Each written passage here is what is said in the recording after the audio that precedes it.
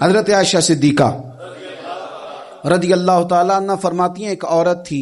اور اسے نبی پاک صلی اللہ تعالیٰ علیہ وسلم نے وہ کلمہ پڑھ کے مسلمان ہوئی، مدینہ طیبہ آ گئی تو حضور نے مسجد نبوی شریف میں اس کے لیے مکان،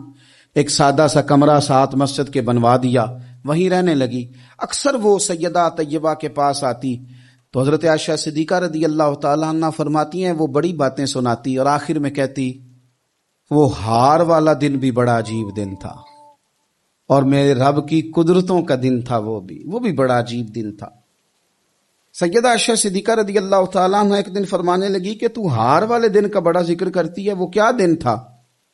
تو خاتون کہنے لگی اماں جی وہ دن تھا جب میرے رب پر بھروسہ اور مضبوط ہو گیا، جس دن میرا اپنے رب پر توکل اور بڑھا، میرے ایمان میں یقین میں اور پختگی آئی۔ کہنے لگی میں ایک گھر کی کنیز تھی، نوکرانی تھی،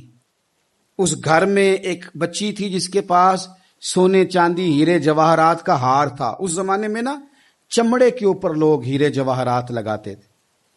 کئی دفعہ سرخ رنگ کے چمڑے پہ لگائے جاتے تھے، وہ بچی پہنتی تھی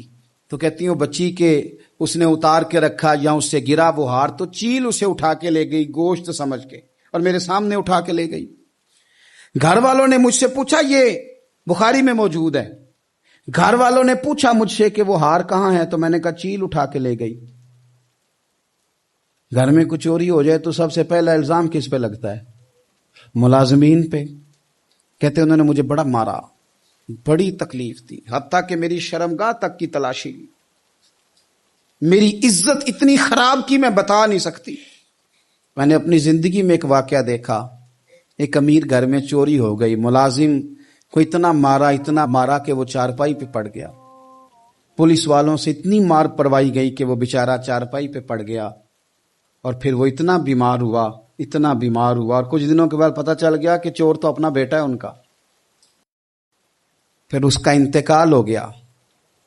اب وہ سیٹھ صاحب اور گھر والے آ کے مرنے والے کے کان میں معافیاں مانگ رہے ہیں، کان میں۔ تو میں نے ان سے پھر کہا تھا کہ یہ تو اب چلا گیا ہے، تمہارا زور چلتا تھا تو تم نے قانون خریدا اور تم نے اسے جتنا ہو سکا تم نے اسے مار پڑوائی، تمہارے پاس جو عدالتیں تھی تم نے وہاں کاروائی کی، اب ایک عدالت قیامت کے دن لگے گی۔ یہ کمزور تھا کچھ کر نہیں سکا۔ میرے نبی پاک صلی اللہ علیہ وسلم نے فرمایا سن لو،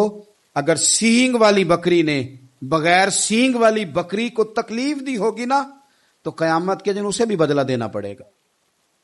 کہ تیرے پاس سینگ تھے اور تو نے اسے مارا تھا۔ وہ خاتون عرض کرتی ہے سیدہ عائشہ کی خدمت میں کہ مجھے بڑا مارا، مجھے تکلیف دی، میں کہہ رہی تھی کہ میرے سامنے چیل لے گئی ہے پر وہ نہیں مان رہے تھے، اماں جی انہوں نے مجھے بڑا مارا۔ حضرت عائشہ صدیقہ کہتی ہیں پھر کیا ہوا؟ کہنے لگی اماں جی جب کوئی میرا مددگار نہ رہا،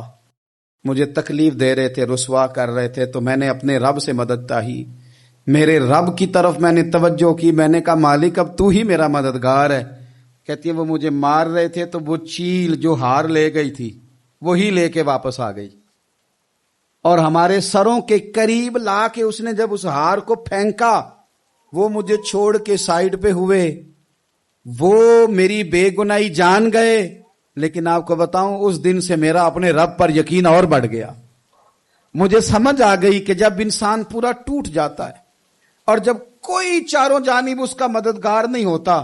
تو رب تو ہوتا ہے اللہ تو اس کا مددگار ہوتا ہے وہ تو پھر اپنے اس بندے کی مدد کرتا ہے پھر وہ تو توانائی دیتا ہے وہ تنہا نہیں چھوڑتا، وہ تو آنسوؤں والوں کے آنسوؤں پہ بڑا کرم فرماتا ہے، وہ تو قسم پرسی میں آ جاتا ہے، اس کی رحمت بڑھ کے استقبال کر لیتی ہے۔